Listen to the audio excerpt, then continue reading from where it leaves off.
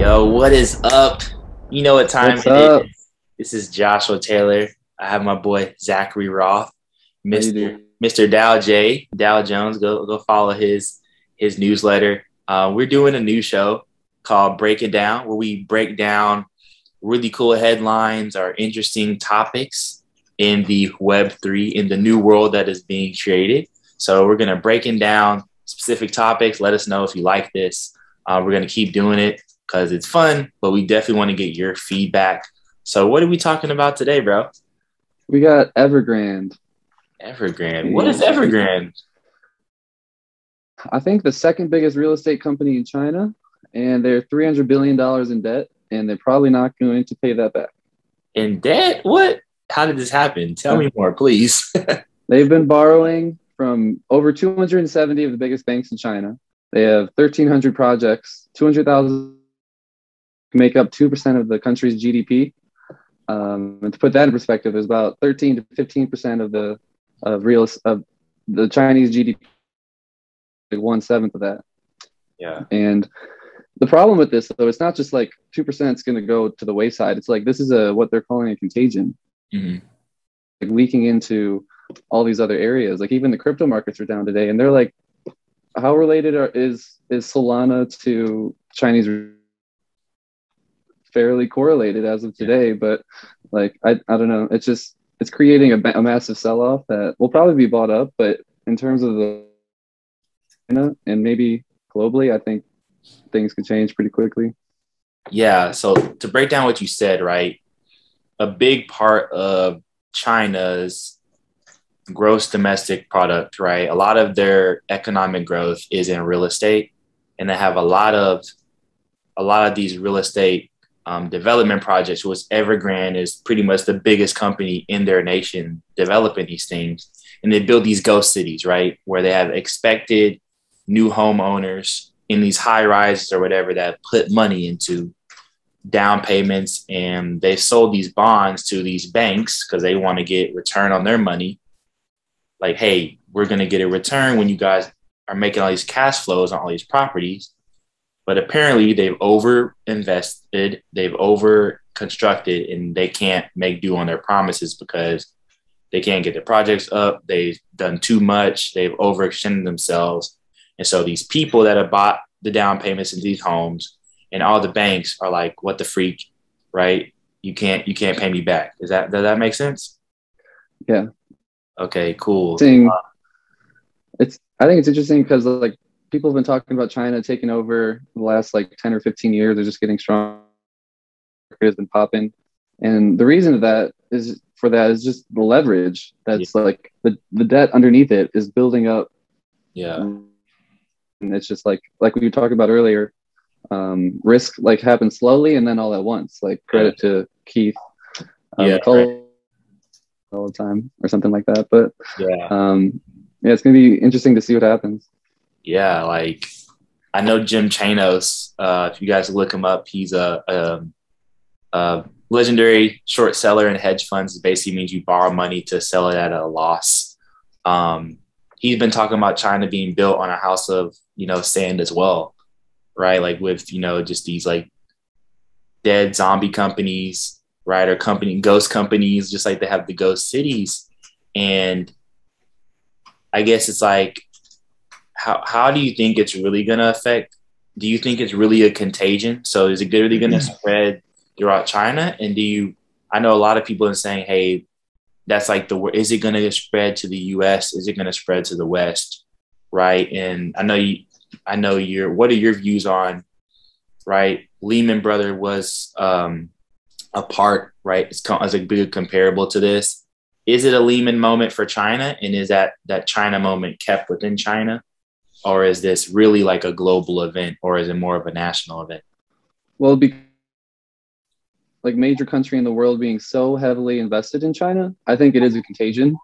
So it's not only like Chinese people who are investing in the properties there. Like you have sovereign funds all over the world. You have U.S. investors and big corporations investing in these companies and things. And it could be like a power grab pretty soon for the Chinese government, where they see this as an opportunity to just nationalize the second biggest country.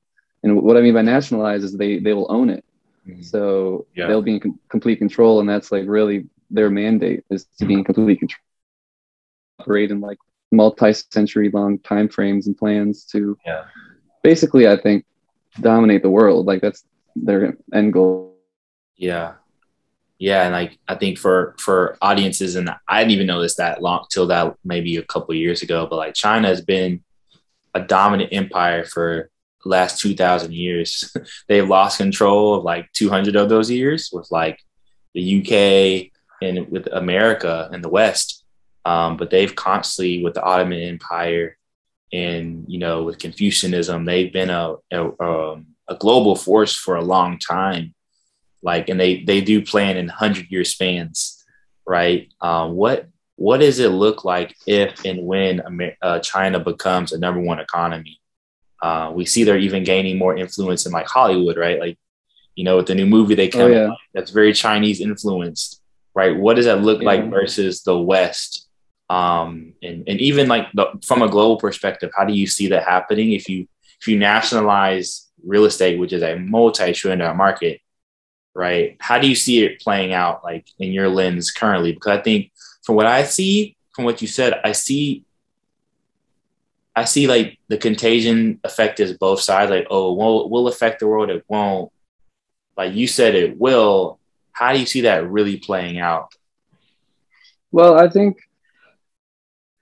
I don't care if they ruin the billionaires and millionaires' payroll. I think the Chinese government is like anti-tycoon. Yeah. Powerful people like Jack Ma, as you can see through the Ant IPO debacle, where what happened there is he had one of the biggest IPOs of all time.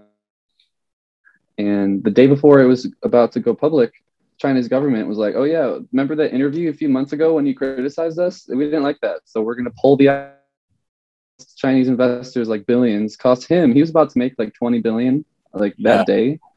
He ended up losing like 8 or 9 billion. And then he came back and he's just dead silent. Like he has nothing to say to media. He was probably, I don't know. I'm not going to go anywhere with that, but I think they just want to be in control, and they'll be in more control if they nationalize this. And I think they're going to, like you were saying, they might play chicken with them. Before the podcast, you said that. Yeah. They might like play hard to get, but ultimately just try to take more and more control of their own private sector. Yeah. Yeah. So like potentially, right, since China wants to be the world leader, that's been their plan, right, was to take that back to that when you have capitalism, right, it creates freedom for the leaders of those companies like Jack Ma, but for all the consumers and investors underneath that. But we've seen trillions of dollars leave their tech companies. So potentially that's like what they're doing is like, oh, you're under our control, right? And also there's a lot of U.S. investors in those Chinese tech that's the contagion aspect. Yeah, like, okay, because you're venture capital, U.S. companies invested in this, we're going to kind of show you guys what's up as well. So it's more of like warfare through finance, right?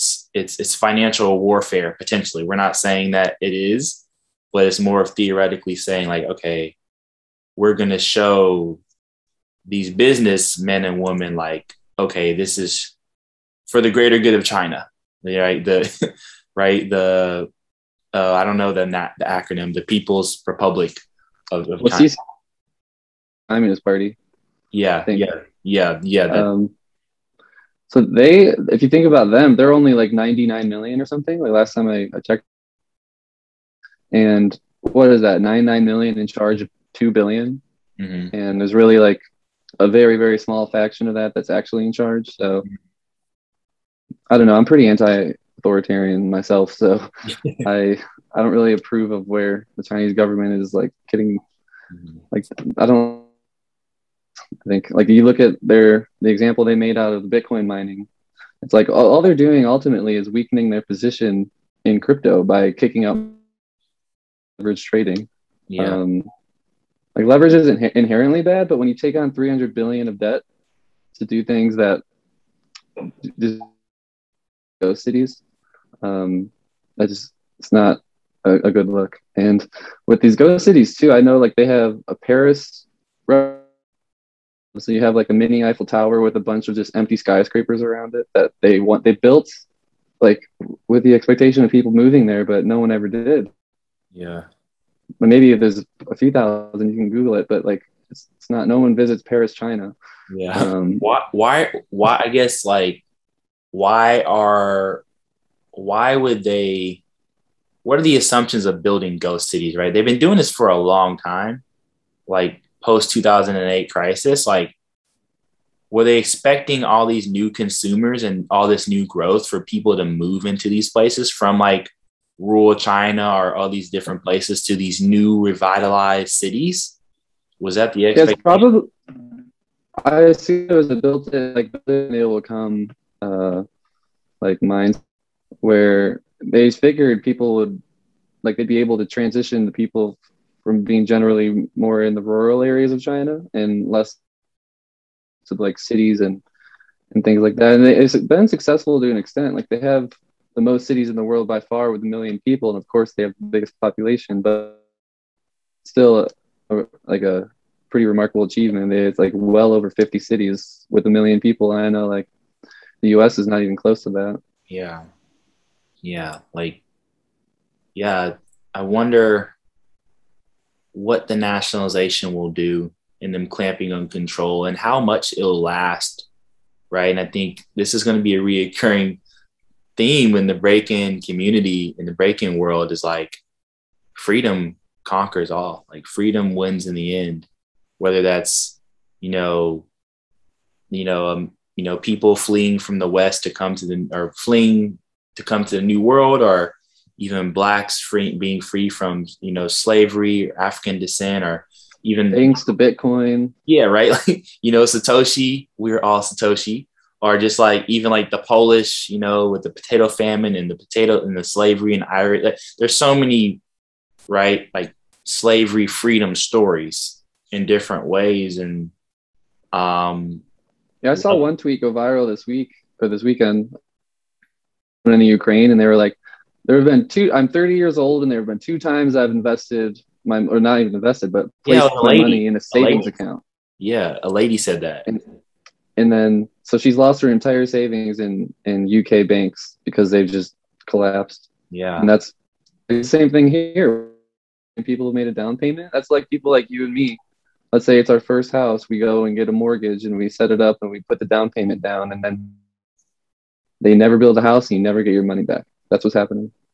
Yeah, and the little guy gets screwed.